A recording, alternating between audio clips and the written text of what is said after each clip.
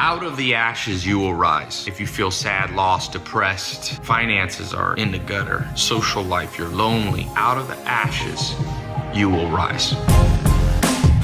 Here in my garage, invest in yourself. Always be curious. Don't be a cynic. Sleeping on a couch in a mobile home with only $47 in my bank account. When everything's burnt to the ground, when you're sad, lost, and depressed, and everything's at rock bottom, you get to rebuild the exact and precise way you want the damn thing rebuilt.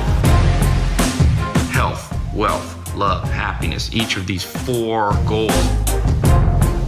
Okay, welcome to today's episode 103 of the Tai Lopez Show. We're talking about making money. This is the money episode. How to make more money. And I'm going to talk about a few techniques. We're going to talk a little on the stock market. We're going to talk a little on investments. But I want to talk about how to read people. Because ultimately, business partners, employees, customers, marketing, that's how you're going to make money. How to get a job that you like, how to interview correctly. It all comes down to reading people, how to business network, all those things you got to be able to do.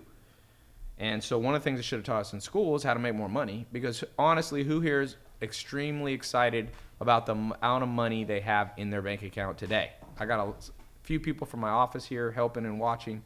I got co-host Zachary Coke Man. How do you do? Hello. Named after his addiction.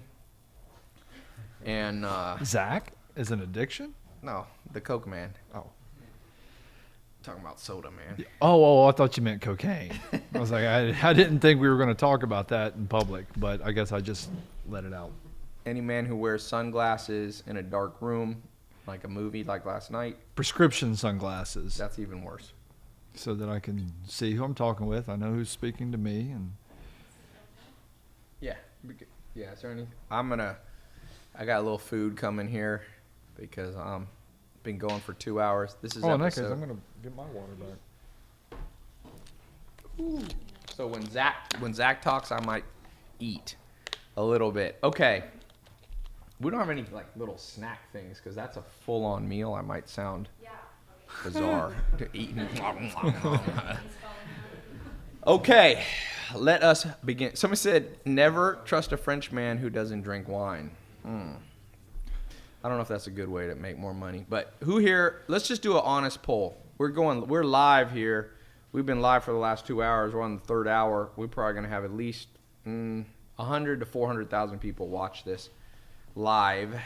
It's hard to know because we're on Insta, Facebook, YouTube, and Twitter. But for all of you watching later or listening later, my question is, let's just do it. Who here either say yes or no?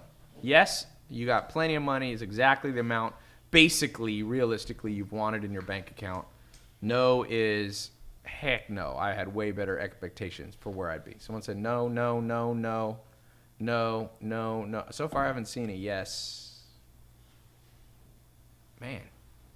Somebody wrote nah. They don't take instructions well. Yes, I found 3 yeses. Maybe is not allowed. You either are or you aren't satisfied. You're not maybe satisfied. No. Negative, kinda. Are you serious? Heck to the no. Somebody made it exponential. They did math. Heck to the no to the 3rd power. Okay. What they should have taught us in school about making more money, let's start with element number 1 of making money. And there's so many different elements you can talk about making money, how to start your own business, how to get investors, an idea, how to experiment, how to scale a business, how to do the marketing. But let's start with who here in the last 30 days has sat down and gotten solid advice on making more money from somebody who makes more than $10 million a year. One-on-one, sat down, not just a conversation about the Knicks or the Lakers. Raise your hand. Not me. Nope. So here's a question for you. And everybody listening, just ask yourself, this is a very important question to answer for yourself. If you had a choice, you get a check for $1 million deposited in your bank account today, or you get to spend 1 year side by side apprenticing or interning with Mark Zuckerberg owner of Facebook. Which would you choose? $1 million, that's a lot of money. After taxes, you don't got to pay any taxes. They put $1 million in there. Or you get to learn from your favorite billionaire. It could be Bill Gates. It could be it could be Steve Jobs when he was still alive. You have a time machine. Somebody said both. You violate the rules. You get none. Why don't you get the million and then go ask the apprentice? So why don't you get the $1 million, somebody said, and then go to Mark Zuckerberg. But that's not a lot to Mark Zuckerberg. You can't go to him and say, I got $1 million. Will you help me? No, but then take the million and then intern for free after semester. Oh, intern? No, but Mark Zuckerberg doesn't offer any internships. Trust me. I mean, he does at Facebook, but you don't work with Mark Zuckerberg. You're in the mailroom in office 4,000, 2.8 miles from his office. So it's an interesting question because here's the deal. The reason it's important is I meet a lot of people that say they want to learn from somebody, but they wouldn't be willing to invest any money or time really in doing it. They wouldn't really be able to give up or sacrifice. One of the questions you have to ask yourself is how many hours per week you spend around somebody who's 20 years ahead of you financially. Not age-wise. They might be younger than you. They might be the same age. They might be older. But they're 20 years ahead from where you are today or where you want to be financially. Let's say in 20 years you want to have $10 million or $1 million or $100,000 in your bank account, whatever the number is. Did you spend – and so I want you guys to put in here as an interesting poll. We got tens of thousands of people, 100,000 people watching this live. How many people spent more than 1 hour one-on-one with somebody who's where you want to be in 20 years? I'm not talking about someone doing a little better than you.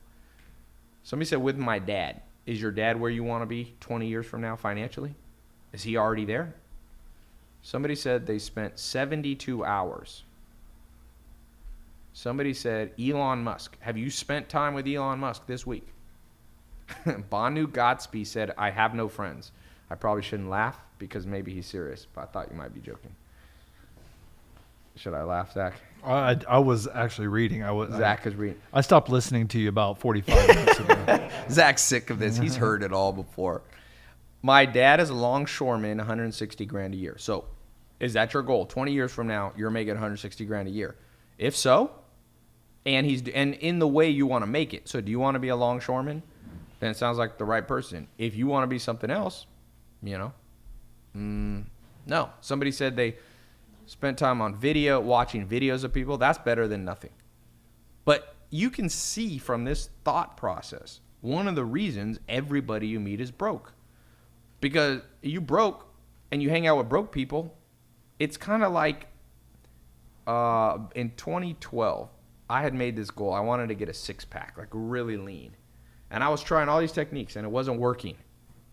I was getting leaner, but I wasn't where I wanted to be. And then this is at my other house in Hollywood. Up in the hills, they use it for photo shoots. So this famous photographer contacted me. He said, Ty, I got the #1 guest model in the world. She wants to come shoot because you got a view of 35 miles of LA. It's a really cool. If you saw my Snapchat on 4th of July, you probably saw it. So I said, sure, you guys can come. So the photographer shows up. Oh, thank you. Shows up with this really famous model girl who one thing you'll learn about models, some models look better on the camera and not in person. This is one of them. She was very beautiful. When I looked on the camera. I get that a lot, by the way. You got that? Zach, do you look better in person? No, when people meet me in person, they're like, oh, God. Oh, I thought you said you look better. Oh, I thought you were saying that look at people that. look worse in person sometimes. This is a new look. The oil pad look. Yeah, point it at Zach once in a while when he's talking. So is that one of your Tinder strategies? No, I thought you said people end up looking worse in person. They don't look as good on camera. So which are you? And I'm saying that happens to me a lot. I show up and people go, oh, God. So is that because I look worse in person? Do you put a Tinder picture that's like your very best picture ever? A few of them. Are you that guy that doesn't do the honest recent one? No, I got some of me scratching my butt. No, you don't. Picking my nose. Zach got a 1997 picture of him on Tinder. Yeah, I'm 23. Anyway, But you could see the problem. And even the school system doesn't solve this problem because even though there's a lot of great school teachers, they didn't make money, and even most professors. Anyway, so going back to this photo shoot, they show up. It was a whole bunch of models. And then this guy came. They needed one male model. So this guy he's still a friend of mine. His name's Janelle. And he's now one of the top male models in the world. He moved to New York. I think he's with Ford now. One of the high-paid guys out there, I think. And so I was like, I'm going to apply this principle of making money to other areas of my life, getting a six-pack. This guy, if you know what it is to be a male model, if you ever seen Zoolander, you understand these guys are in great shape because they get paid, and you always look fatter on camera, so they stay super lean. So this dude he had exactly the six-pack that I wanted. I mean, he had, press the close there, the power mode. And so we just became friends. And I started to observe. We'd go out to eat. We go to movies. And I started being like, this dude eats perfectly. And so it was an encouragement. And I started eating like him. Sure enough, 3 months later, I got the leanest that I think I've ever been in my life. Because success rubs off on you. And you got to remember that. Success rubs off. And so when you think about your life, you got to ask yourself, financially, who's rubbing off on you? And almost always, every person that I meet that doesn't like their financial situation, when I ask them that simple question, I don't care if you're already making $100,000. If your goal is to make $1 million a year, then how often are you hanging out with millionaires? And if you're already making $1 million, people making $10 million, whatever your number is, your goal might not even be $100,000. You might be a teenager watching this. You just want to make $50,000 a year. There's something called osmosis in science. Things rub off on us. Osmosis is between cells inside your body. They're absorbed, you absorb. And that's the same thing with your bank account. I promise you this. If you took the $1 million instead of spending a year with Mark Zuckerberg, you would be making a mistake, in my opinion. Because if you spend a year with Elon Musk or Mark Zuckerberg, mark my words, their success will start to rub off on you. Their contacts will start to rub off on you. So now we come to the hard part. And the hard part is, what do you do? When I was first starting out, I didn't know any successful people. And even if I knew them, they weren't going to hang out with me. So this is a catch-22. People want to hang out with people more successful than them.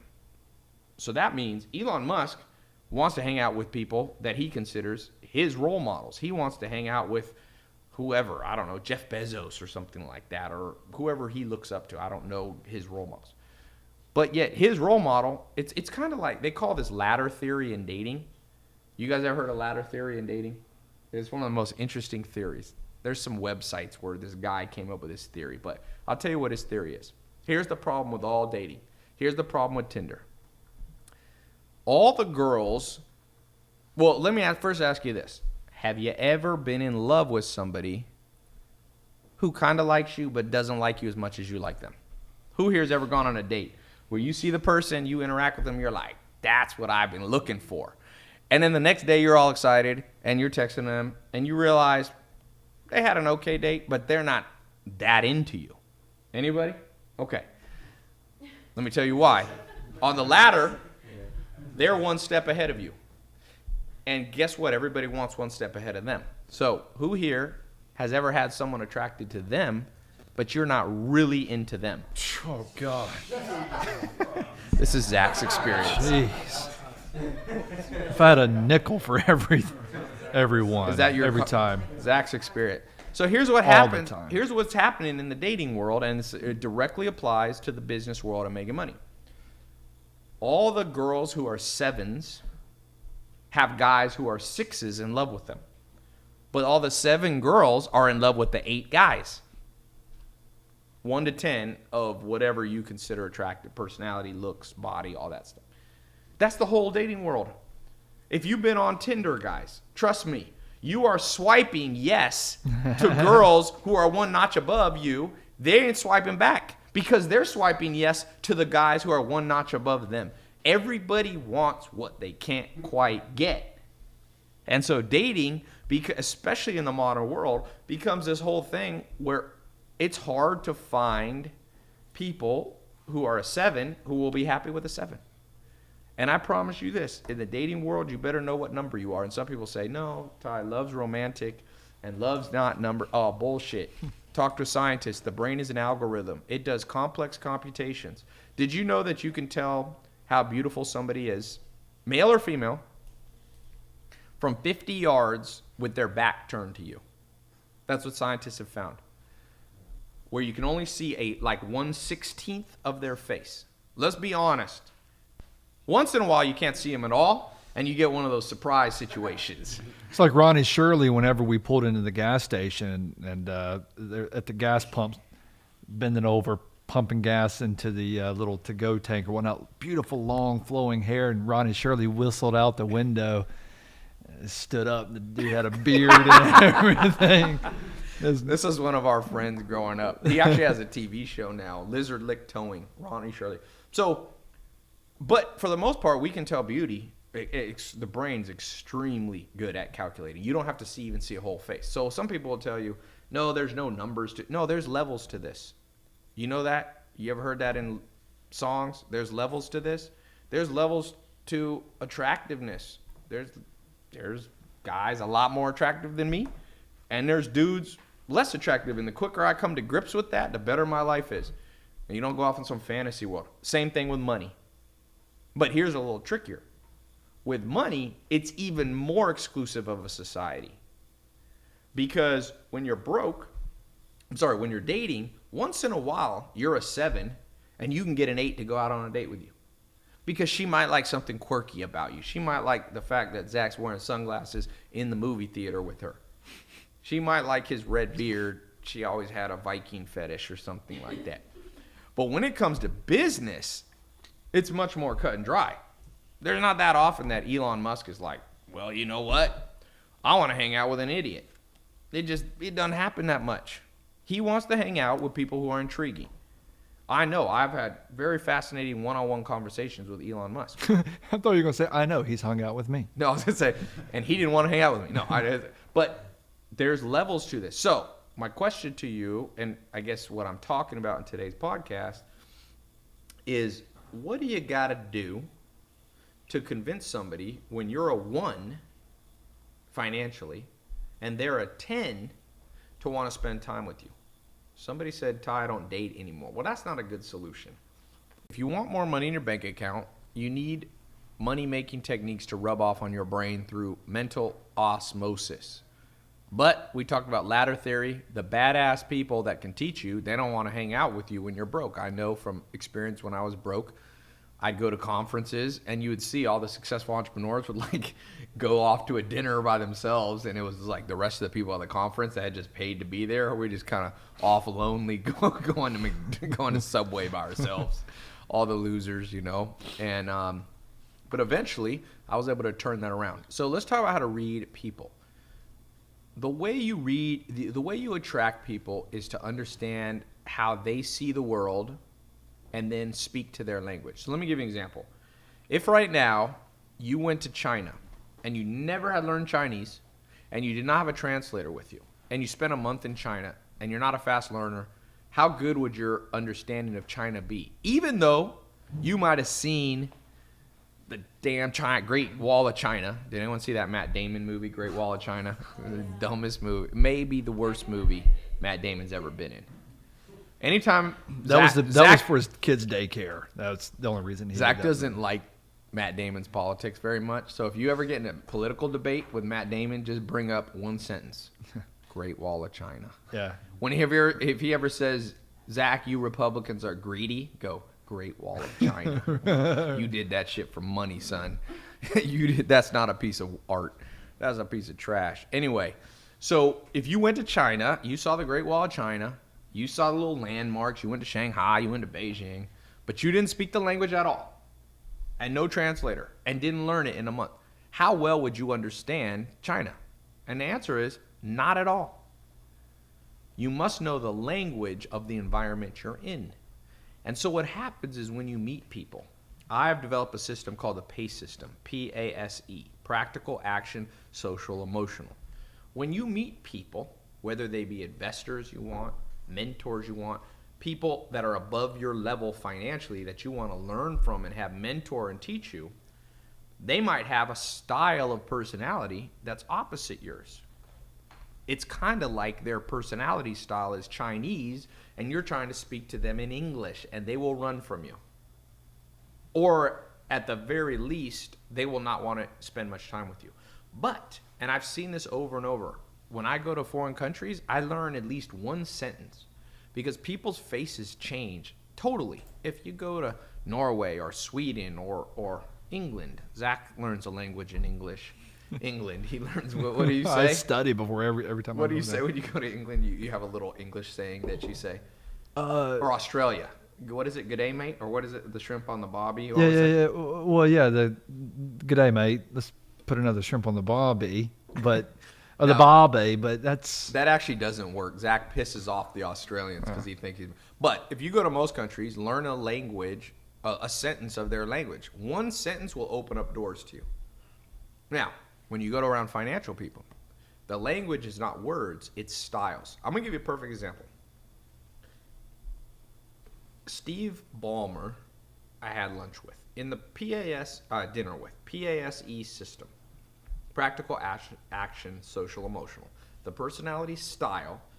I've met Steve Ballmer multiple times. He's what I call an A. That's action. Okay, action people like to speak aggressively. They like to talk. You could say what you want. They're not easily offended. All those things. So when I have lunch or a dinner with Steve Ballmer, just me and him, he's worth almost $30 billion. I could speak in that style to him. Now, Elon Musk is a completely different personality style. He's what I call an E, stands for emotional.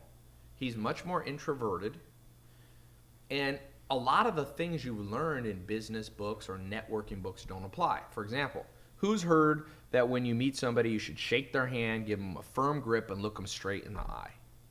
You ever heard that before? This is the secret to business networking. No, it's not. Because emotional people, E's, it doesn't mean he's emotional like he cries a lot. It's just he's a little more introverted. You get the vibe, he's not super talkative to strangers and stuff like. He is somewhat, but he's not very different than Steve Ballmer. If you ever seen Steve Ballmer memes and GIFs on Twitter, it's like, blah. You ever seen that one on the Clippers where he's like screaming on the Clippers? You don't see any of that with Elon Musk. Elon Musk talks much quieter, kind of a little more reserved. So if you meet somebody who's an E personality type that you want to network with or learn from, and you approach them with a stiff handshake and great to meet you, power networking, they're going to shake your hand and be like, I'm getting out of here. This person's weird. In some animal species, in fact, most animal species, direct eye contact is aggressive. Did you know that they say, like, if a wild dog comes up to you or a bear, don't look it straight in the eyes, because that's how animals confront each other. And same with some people. They will see it as aggressive. So I have learned over time by making many mistakes and having a few successes, knowing how to read people and knowing when to speak correctly for their style. Remember, there's no right or wrong. It's their style. Because if you're in China, you got to speak Chinese. And when you're speaking to an E person, you got to speak like an E. And when you speak to an A person, you got to speak like an A. And this is the most powerful technique I've ever seen. And when I do it right, I've never seen it fail. I've never seen it fail. So this brings us to the question, how do you read the person to know what personality style? And that's a long conversation. I don't even know if I have time in this freaking podcast episode to talk about it. But, by the way, how long does Facebook Live go? Can you Google it? Facebook Live. But I'm going to give you guys some fundamentals here. This is a pretty good little protein shake. Most people don't get enough protein. Is that your Pepto-Bismol special? Yeah, that's my Pepto-Bismol. This is strawberry, Zach. Tomato. Zach eats so little fruit that when he sees strawberry shake, he goes, that must be Pepto-Bismol. That's why you need Pepto-Bismol, because you don't have enough fiber. Oh, okay, so we're good. Okay. Most people ain't getting enough protein.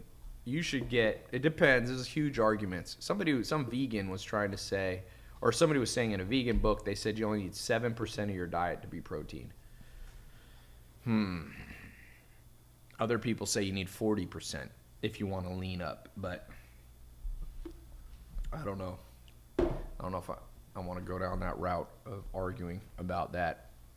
Arnold Schwarzenegger told me in person, I was at his house the last 2 years. He said he always liked 1 gram per pound of body weight, assuming you're relatively lean. If you're super overweight, that's going to give you maybe a little bit out of whack.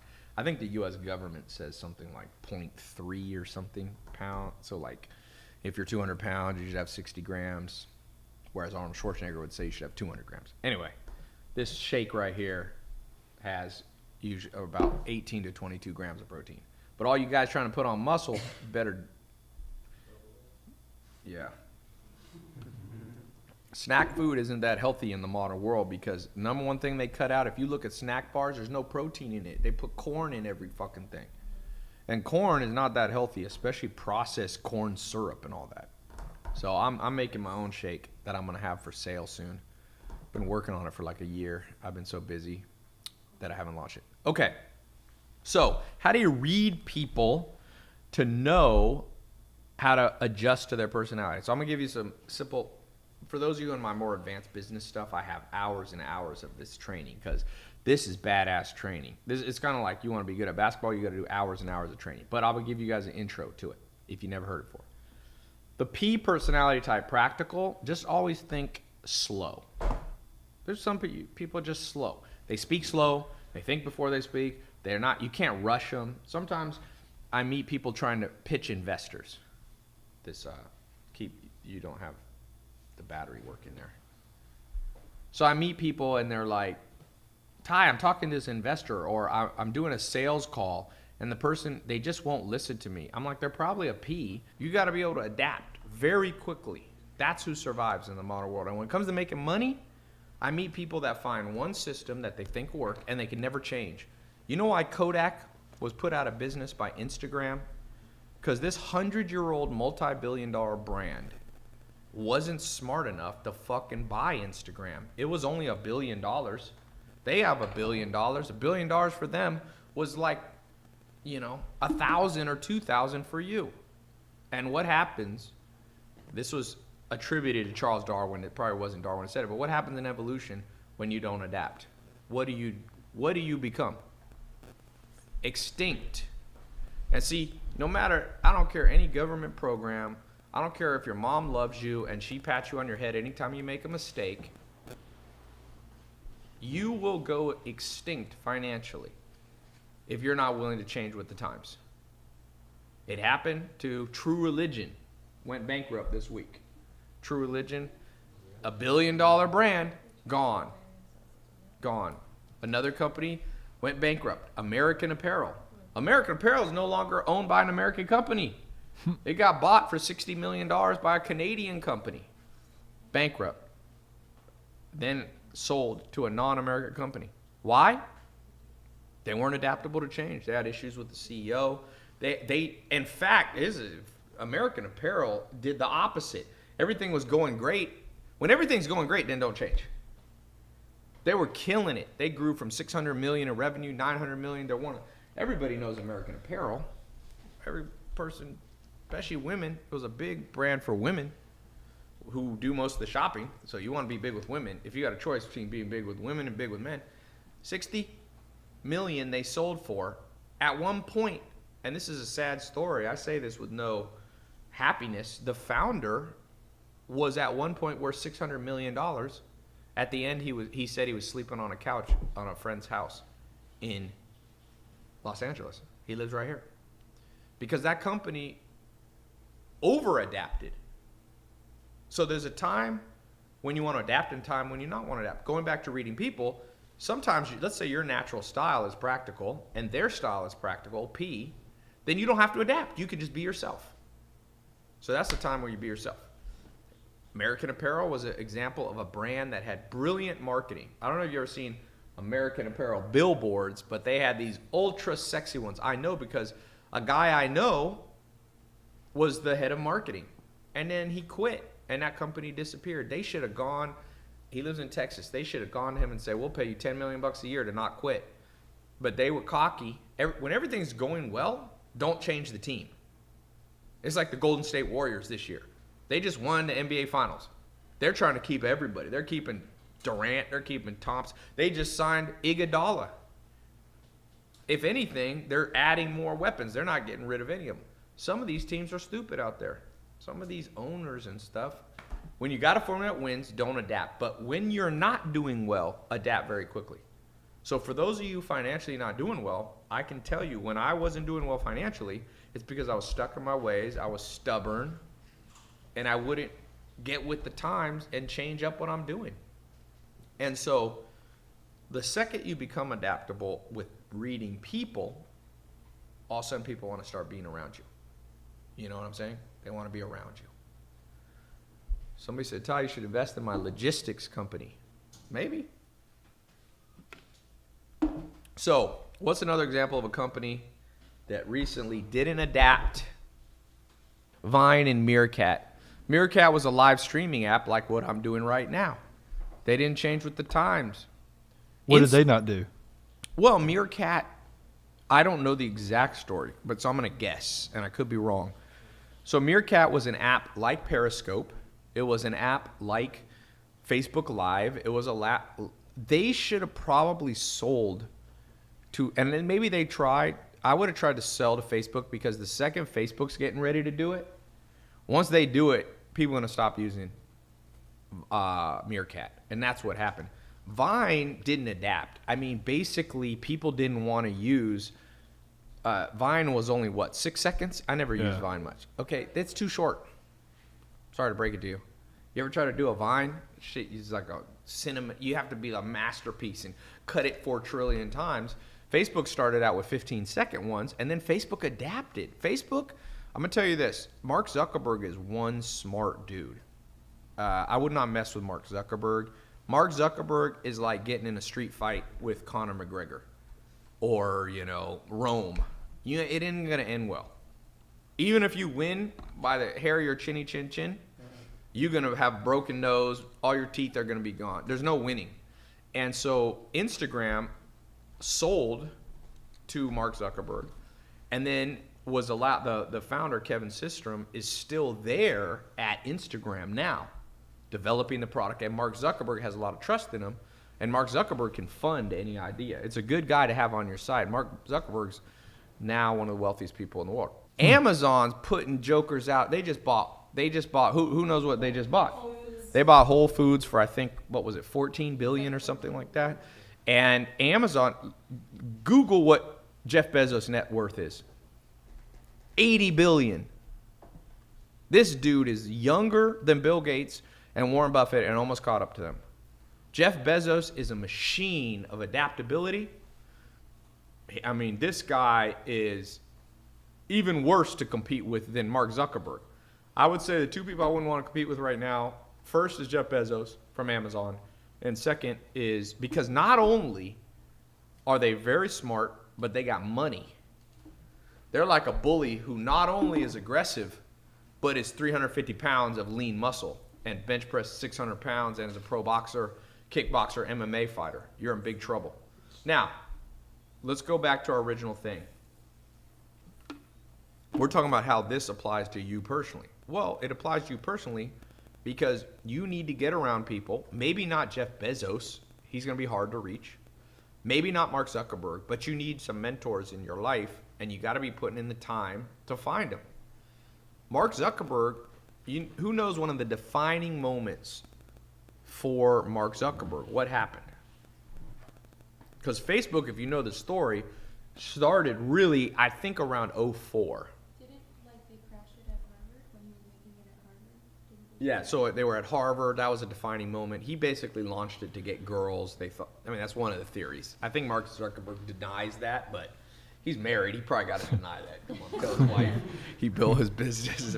So I don't know the exacts. It's hard to know. There's a lot of rumors, but I will tell you what we do know. There was a point, I think it was between 2004 and 2008 when he launched it. 2008 is when Facebook really took over. It's when they launched their advertising platform. They started to monetize. I know I was one of the first people fortunate enough to be monetizing Facebook and doing Facebook ads back in 2008, 2009. What happened in between? And they had a crisis. Facebook was by no means going to become the company that now has 2 billion customers. They have 2 billion registered users on it. That's almost, do the math on that. That's basically a little under 1 out of 3 people in the world are on Facebook. And he reached a crisis that he didn't, before all that success. What did Mark Zuckerberg do? Who knows? Someone said bought Instagram. No, that was like in 2013 or something. So he said, met with Sean Parker. That's a correct answer. He also met with a decent businessman named Steve Jobs, the founder of Amazon, which is the #1 company in the world. Steve Jobs, the founder of Amazon, you said. Of Apple, thank you. Oh, okay. So the founder of Facebook was lost. He was a young guy in his 20s. What did he do? He turned to more successful people and he began to do business networking and hang out with them and ask them questions.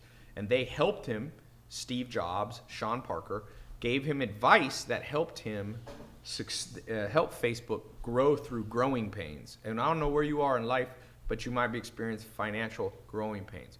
One of the ways you get out of your financial growing pains, you got to be humble enough to go to some people that are more successful with you, speak in their language. If they're a practical person, you need to speak slower, put less pressure on them. If they're an action person, you can get hyped and be all crazy. If they're a social person, an S person, you need to be funny and jolly and lighthearted.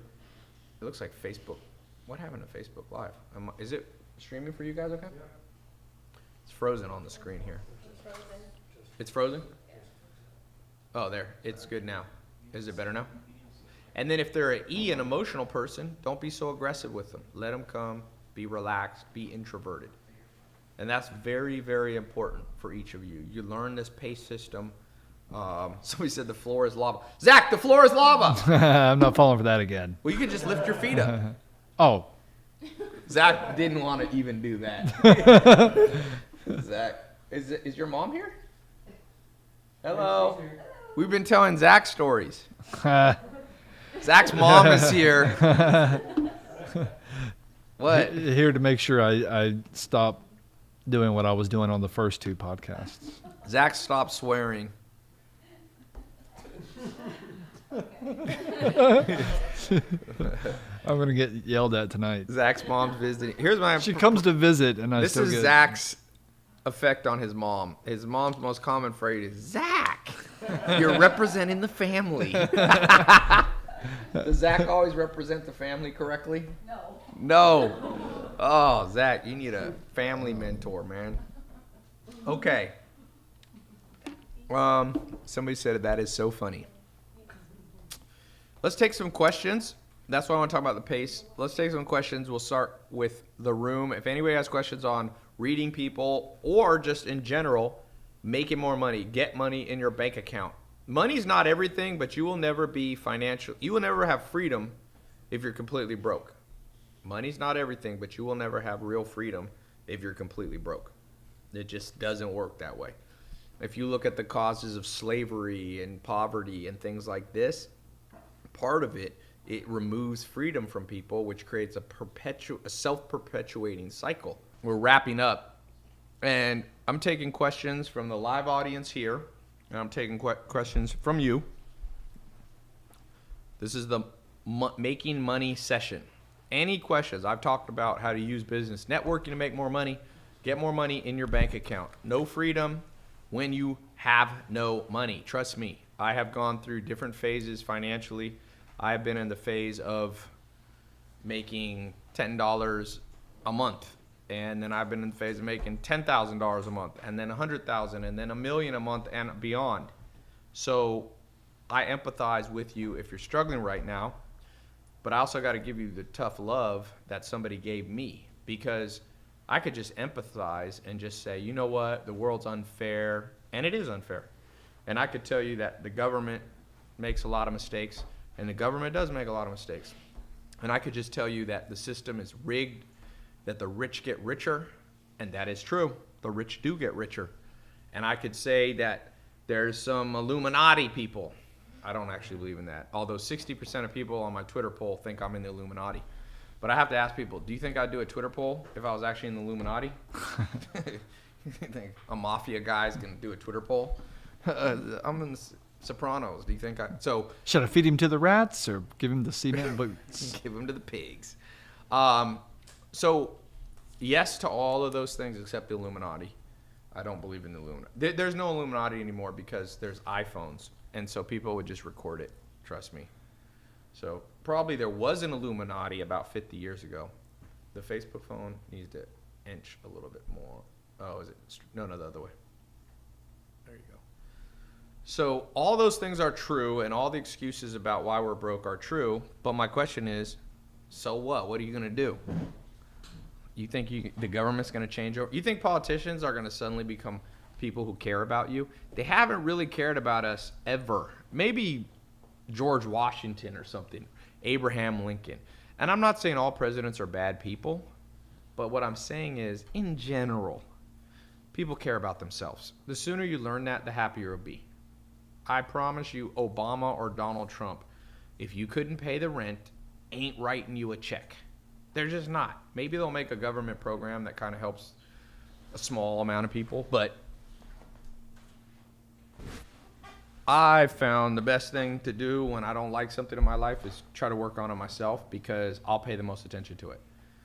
So what questions you have related to money? We've got about a couple 100,000 people have been watching this live, and we have people in the room. So we'll start with people in the room. No question is off limits. No question's too dumb. Try to stay on the subject of money, but we never know where these sessions might go. First question: grab the mic, introduce yourself, what you do. Some of these are employees who work for me. Some aren't back there, but yes, introduce yourself. All right, my name is Kyle. I work in customer support and Hold Put it real close to your mouth. Yeah. Kyle. And I work in customer support. My question is, how beneficial has the rule of thirds been in both your personal and business development life, So the question is, as far as money and the rule and of 33%. This, if you've seen my TEDx talk, I gave a TEDx talk, and I basically say you should spend 33% of your time around people below your level of success, 33% of the time around people on your level, and 33% of the time around people more successful than you. And that is kind of what I was talking about today about reading people. The hardest 33% is people above your level, and that is probably the number one thing that people don't do or learn. So I would say it's 50% of the cause of whatever success I've had. Some people are a lot more successful than me, and some are less. So at least 50% of it comes from other people giving you their insight. Good question. Next question. We can bounce around and have to go in order. And then I'll take some here on live too. If you see any good questions, let me know. Hi, this is Brian. I'm also part of the marketing team. I would just have a general question on how to manage money better. Like, what are like your 3 top tips on managing money? 3 top tips practically on managing money. Money handling tips, money making, just practical stuff. So I'd say the first thing is set up some kind of automated withdrawals from your bank account into another bank that you can't get access to very easily. So let's say you have Bank of America or whatever. Go to Chase, open up a bank, and then set a bank account, a savings account. Burn the debit card that they give you. Burn the credit card, and don't make an online login. Why? Because then it's a pain in the butt to go get that money. You got to go to the bank. Then just start with whatever you can, auto drafting out of your main bank account, even $10 a month. At least it's the mental habit that's being formed. You're changing the neural pathways in your brain. You set up this auto withdrawal out of your main, let's say Bank of America is your main one. You take $10 a month or $100 or $1,000. You send it over to this other bank account that you can't get freaking access to. And that, of course, you could theoretically go to the bank and walk in person, and some people will do that. But at least you're getting in the habit of forcing some savings. On that note, you asked for 3 tips. That was number 1. Number 2 tip that I would say is create even more forced savings. So another type of forced savings is buying something. Okay? That could be a house. That could be a car. I don't care if it just something you're obligated to do that's building value. So you can buy a house. A lot of people don't realize how easy it is to buy a small house nowadays. Now, I'm not guaranteeing you this is going to make you rich, because it's not. Buying one little house, but it's going to teach you some things. You can buy a house in most places, even Los Angeles County. If you go outside the main city and you go out to Riverside, or you go out to, if you're in San Diego, you go out to Temecula, you can get starter houses for 100 to 200, let's say 200 grand, which sounds like a lot, but the bank will give you money for it. And there's a lot of, depending on your situation, there's sometimes government assistance in the form of special loans for first-time house buyer, meaning you don't have to have the best credit, and sometimes you hardly have to put any money down. Like, you know, sometimes zero. It used to be easier to do this, but you can still do it. For especially, you can't do this if you try to buy 100 homes, because investment properties, banks lend money differently. You usually have to put a big deposit down, or you have to get private investors. But buy something because a home, even though it won't make you rich, is a great forced saving program. Okay? You could do it with a car too. Cars don't hold value as much, generally, unless they're collector, but they help you build your credit. And so you get a car. You know that I saw downtown by the Laker game, you could get a car. By the Staples Center, there was a car deal all last year, $100 a month. Man, $100 a month, you can get a job at McDonald's and afford that. And cars, the only thing different about cars versus houses, with cars, you don't need such great credit, because they'll repossess the car if you don't. So they have their basic, what you call surety. They're sure they're going to get some value back because they'll take the car back. So I think forced savings, because a lot of people will tell you don't ever go in debt. Well, that's not true. A lot of people you just have to have smart debt. There's dumb debt and smart debt. And Sam Walton, the richest man of our time, $160 billion, he's dead now, but he's richer than Bill Gates. He's richer than Mark Zuckerberg. He's richer than Jeff Bezos from Amazon. He was in debt till he was 60, but he used the debt to build buildings. He built one Walmart, then he went to a bank, borrowed, and it forced him to not spend the money on stupid stuff. He was investing it in things that had potential to make him more money. So I think that people, if you're making $2,000 a month, buy a house, buy a small house. Now, maybe on that note, let's say number 3, how do you make an investment like that? Because you could be scared. But here's the beautiful thing about houses now. Get some roommates. Buy a 3-bedroom house. You live in one room and rent it out for $200 a month. If you do no contract rentals, just do a background check on the people. You can do background checks. Make sure you ain't getting somebody who's going to murder you or something like that in your house. But you just do a simple background check. There's companies that do it online. There's people that will even do it for you. You buy a house in some parts of the country, like Las Vegas, you could buy a house for 30 grand at one point, 50 grand. If you live in Iowa, you can buy houses for 50 grand. Buy it. You get a lot of tax incentives in the U.S. tax code. Legally, the IRS gives you lots of tax breaks for home ownership, especially a home you're going to live in. If you try to do investment stuff, some of this stuff doesn't apply, and that comes later. But get yourself a home, and then if the money, so let's say, just approximately, let's say, and this is not an exact, well, let's do it online. I'll show you how to do this. Everybody pull out their phone, go to mortgage, just type this in, mortgage amortization table. Calculator. Mortgage, it's a fancy word. It'll fill it in for you. Mortgage amortization calculator. And this will help you calculate how much this is going to cost you. So mortgage amortization, the first thing that comes up is bank rate. They always come up in Google for some reason. So you just type in, let's just say, because we have people in different places, let's just put $150,000 in. Or this comes a default of $165,000. Let's do $165,000. You can get a 30-year loan, and current interest rates are roughly 4.5%. By the way, you can buy a house when you're under 18 legally. You got to have your parents involved, but it's completely legal. as long as you do it legally. So you could start. They're one of the richest men in America, J.R. Simplot. Was it H.R. Simplot? J.R. I think it's J.R. Simplot. Before my time, but this dude was buying farms at 9. At 9, he bought a farm. He had sheep. He took all the sheep that were sick from farmers. So he said, I'll take them for free. And these farmers were like, great, I don't have to feed them. These are sick sheep. So they gave him.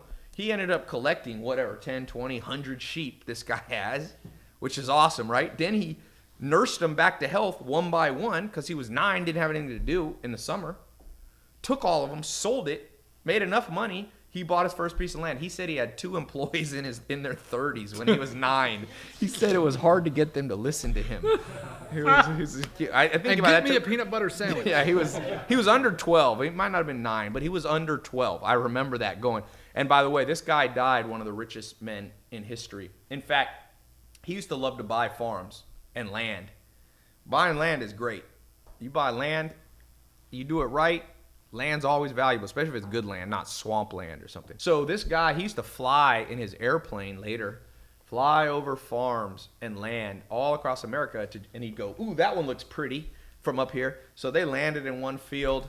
He gets out. He was so rich, he just sent other people, go knock on their door. So they landed like in the middle of a field 1 mile from the farmhouse. They walk. This is like in Montana or Indiana or Idaho or something. They walk, knock on the door, then they come back to the billionaire and they say, sir, you already own this farm.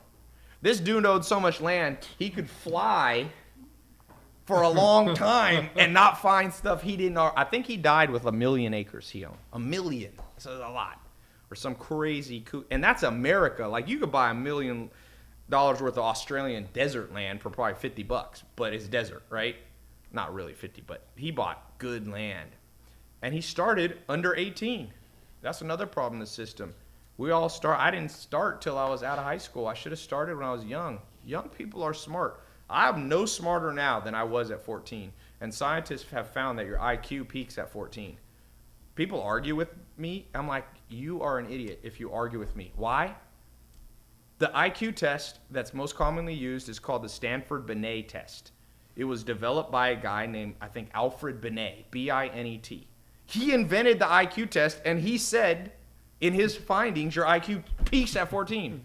I always love with people who argue with me that know nothing. They haven't read a book in 4 years, but they're very sure. We all know that guy that's very sure about sports. But this dude couldn't make a basket. I remember when me and Zach were at a game. It was the Spurs-Clippers game in the playoffs. Well, what year was that? 2013? 15. 15. Zach is the year guy. There's a dude in front of us that knew nothing about basketball, and he finally pissed me off. First of all, he was so loud, he was disturbing everybody. And he was calling everybody down on the floor by their nickname. So I had to sit here. I'm not even a Clipper. I like the Clippers, but I'm a Laker fan, but I'm an LA fan. This dude, I had to hear 2 hours of this guy going, Timmy, good job, Tim. Finally, I was like, dude, you know nothing about, I could hear what he was talking about. Dude, because people were getting up and leaving. I was like, shut the fuck up, man. You don't know basketball, and you don't know Tim Duncan. Don't be calling him Timmy. And he turned around and he goes, well, how many rings do you Clipper fan have compared to me? I said, you have no rings. No, he said, he said, look at all the Clipper banners. Oh, yeah, he was making fun rafters. because the Clippers don't have any rings, and he's talking about how his Spurs. I said, sir, you have no rings. You are not a player. You are in the stands. Anyway, don't get me started on this thing. But so if you're under 18, get your parents' permission. You can buy a house. There is no law. America, that's one good thing about America. Some of you watching from other countries like France is like, fuck, it's messed up. It's complicated. That's why they have 20 to 30% unemployment. Part of the reason, not all of the reason, but part of the reason that they're having just as many shootings as America, but they only have a small percentage of the population, is because when people are unemployed, they get desperate. You know, a lot of ISIS stuff is poverty. Poor people commit more crimes in part because their backs to the wall, and you put people's backs to the wall, they want to get money. Or they want to take revenge on people who have more money than them. So one of the beauties of the United States, and a lot of countries are this way, there's no law at what age you can start. You can start, the founder of McDonald's, Ray A. Kroc, started at 52 years old. He started McDonald's. He was a traveling salesman to his 52. There's no law on how old. You could be an old person and never have done that well financially, and you can end up, he became the richest man in America. And on the flip side, you can be very young, and like I said, you got to follow a few more rules. You do need, in general, you need your parents' permission unless you're like, you know, Pippi Longstocking and you somehow are declared independence. Can't you do that now under 18? Yeah, you get a lawyer. I don't know about all that, how you do it. But the beautiful thing is, look at this math. You put in the calculator. You can buy homes in the United States, a lot of them for $165,000. You get a 30-year loan. It's amortized out, so every month you pay a little interest and you pay some of the debt of the bank. Right now you can borrow money at 4.5%. That means you can get a house that costs you $863 a month. That's not that much. So if you have a job making $2,000 a month, generally banks will let you loan roughly 25 to 30-ish% of your income. So if you make a $2,000 a month, they'll generally let you get a house where the payments are around, to get this house, you probably need to be making more like $3,000 a month. But $3,000 a month is not that much money. Okay? People in this room, you're making more than $3,000 a month, right? So everybody here, you could, and remember, you can buy a house even where you don't necessarily live if you want to do an investment. But it's better to start out with a home that you own. And then 863. So here's what you do. You get a 3-bedroom house. You take the smaller room in there. Because look, when you're broke, don't try to live like you're rich. Now I got a room, master bedroom above this place is bigger than any place I ever had, I think, growing up. I think the square footage on my master bedroom now is bigger than the mobile home that I lived in. It's probably 1,700 to 2,000 square feet when you count the bathrooms. But when I was starting out, you do what you got to do at the beginning. If you don't have money, take the smallest room, rent the other 2 rooms out. A great, if you want to be safe with roommates, if you get a place near a college university, get some female grad students. Because grad students, they need to study all the time. And get females, because let's face it, men are more crazy. If I had to have a stranger in my house, there's some crazy women, don't get me wrong. But if I had to have a choice between Bubba and Betty that I never met, sleeping next door to my room, you know, I'm taking Betty because I want to wake up and you got Bubba drinking with the axe murderer, you know, pose on top of your bed. I like where you're going with this. Get a house and then get 2 female roommates. There you go. Or you could use, like Zach, you could use that as a dating technique. No, don't do that, actually. I know guys that do that. It's a horrible technique because don't mix your money with your dating. Get a good renter in there. So let's say a lot of people don't have good credit. So you could charge them, or they're just staying for a temporary amount of time, or even longer, and you could rent them a room for $400 a month. Now, 2 people in your place, that means you're paying $36 a month out of your own money for the house. Now, sometimes there'll be vacancies, so it doesn't quite. Sometimes I'm looking at a house that I can buy right now, and I can rent it out and positive cash flow, make $5,000 a month profit. So that means people are paying the mortgage for me and I get an extra $5,000. Now that's harder to do. That's not as common. But with this right here, you can do this. And guess what? Here's an advantage. It forces you, because you have some debt, to be responsible. It forces you to not be an idiot with your money. When all your other friends are going and spending their money on stupid stuff, you're like, no, man, I got a house. I got an investment. And then here's what happens. You smart with your money for a year or 2. The bank starts raising your credit. TransUnion, Equifax. These credit companies see, Zach pays his bills. And they start raising your credit score. Now, I got a guy right now WhatsApping me who I met. People come up to me all the time just at random places and have business pitches. And this guy, I've been following him. I like this kid because I like his business idea. Basically, he's this is crazy. He's not even buying properties. He's going around the world. America, now he said Netherlands is great. So he's getting paid to travel the world. He rents places, and he tells the landlord, I'm going to Airbnb this. Will you let me? You got to ask him, because if you rent it from him and there's a clause that you can't sublet it, then they can kick you out. But he tells them up front, I'm going to Airbnb this, but I'll be responsible for the damages. So he Airbnbs, he doesn't even own the house. He puts it under contract. Then every day, every month, he subleases it or Airbnbs it with the app Airbnb. I just said, how much money you made? He said, Ty, I made $250,000 in the last 6 months profit, and I'm now currently, $250,000 I think in the last year. He's currently netting $9,000 a month while he travels the world after all his expenses paid. See, that's with a little more complicated strategy. This strategy I'm talking about is a great one. And most countries, I know, I got a guy in my real estate program, me and Cole Hatter. He's in Sweden, young guy in his early 20s. He's made $20,000 a month. Got a guy in Texas, Jose. I flew him out here. You've probably seen a video on my Snapchat. This dude made he's made $30,000 in his first, I think, 2 months. He's a Mexican guy. I think all his family's from Mexico. He said nobody in my family has ever even seen 30 grand in a month. He said my family laughed at me when I started doing it, and he said now they respect me. Things start to change. People who laughed at you before, trust me, you throw a few stacks up in the air, people go from laughing to asking if you're hiring. Hustle till your haters ask if you're hiring. It's a powerful principle. So, going back, this is a long answer to your question. I'm going to take one more and then we're done. Armin's asleep, falling asleep on me.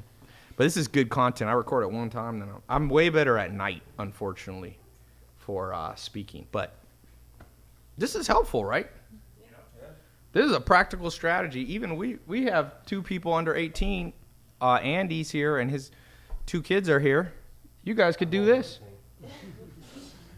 What? Just make sure I'm over 18. Andy's over 18. Did you?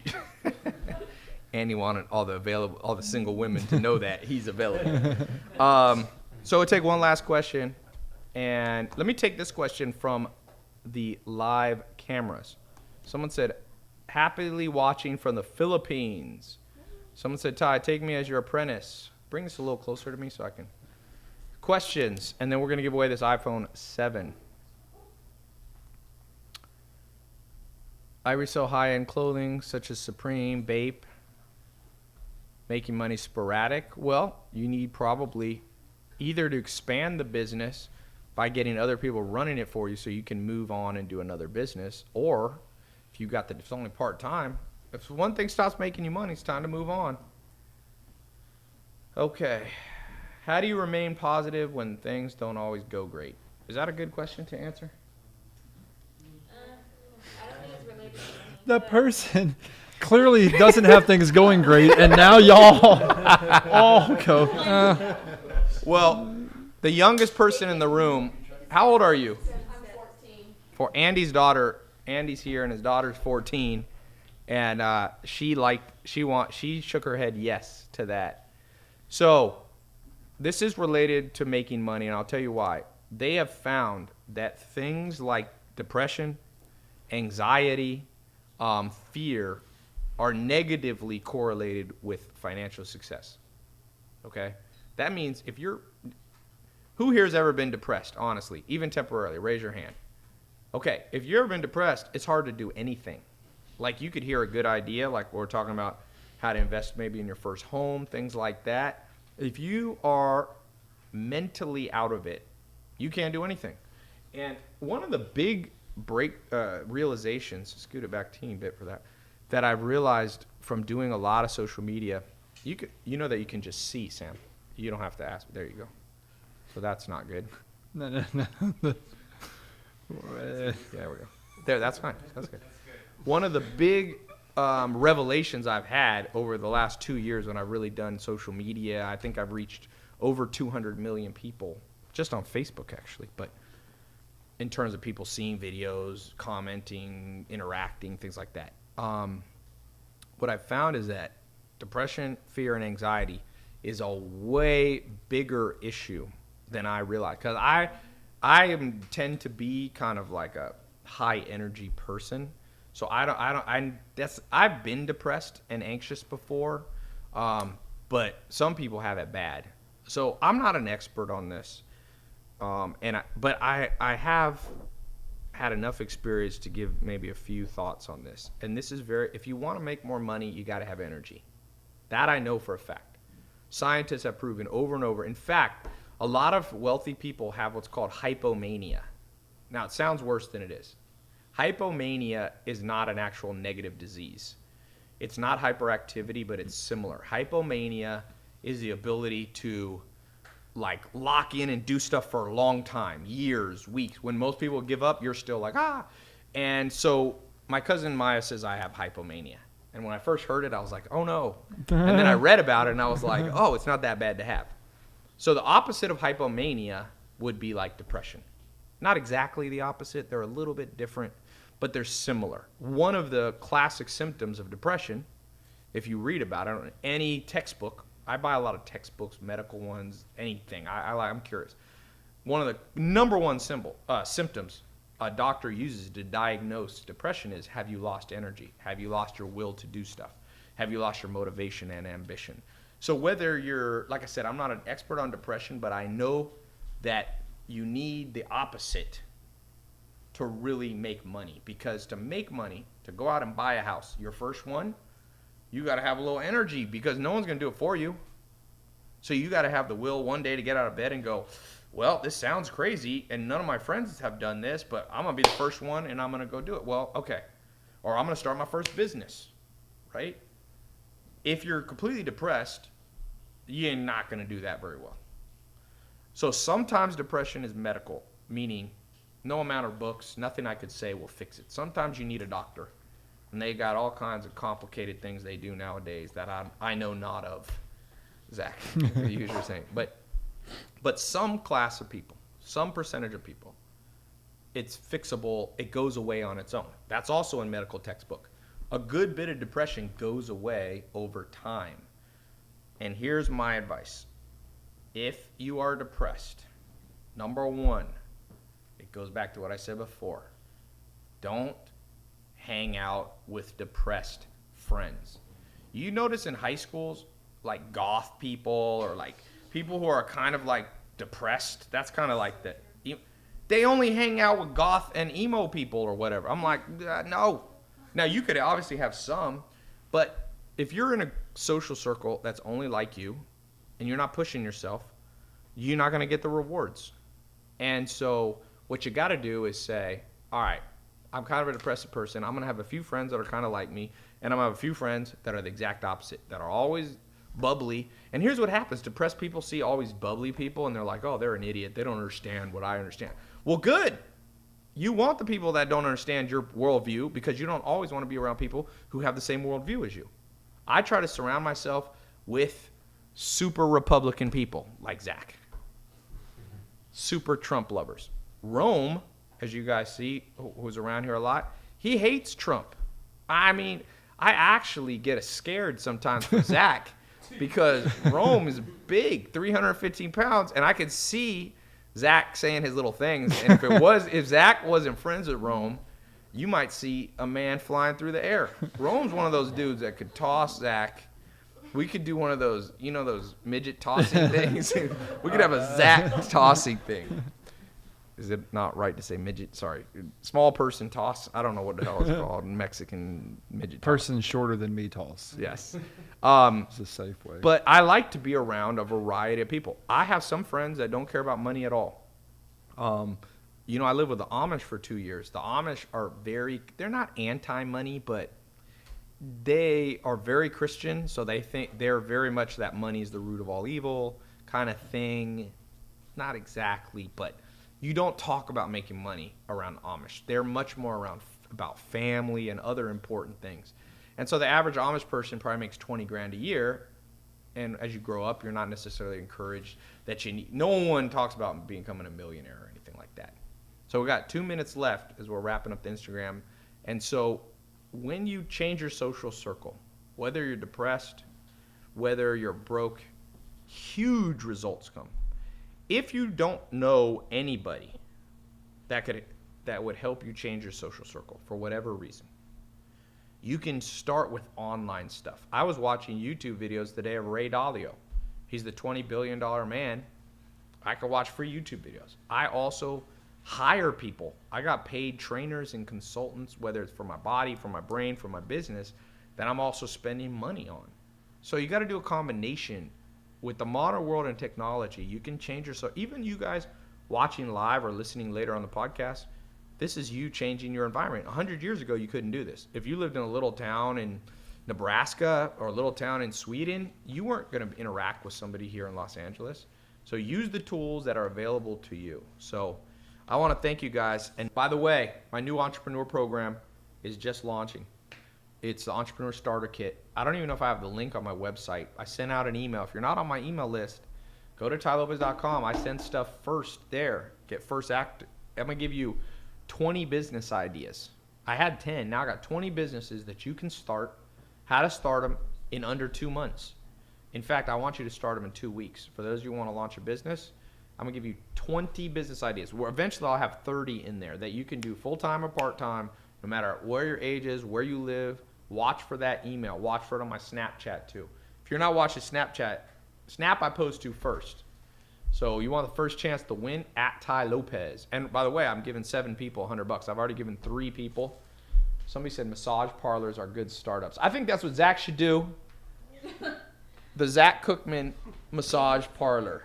No, I tried that in the South and it didn't go over so well. If this man came out looking like this to give you your massage, tell me that wouldn't be a money-making idea. With that face. That's right. Get my stretch on. All right, everybody. Goodbye. Podcast. Thanks so much for being here. Oh, but do me a favor. Leave me a little podcast review. If this is something new you haven't heard before, then, the more reviews I get, the more I'll do it. If it ain't helping anybody, I'm not going to do it. So, talk to you guys soon.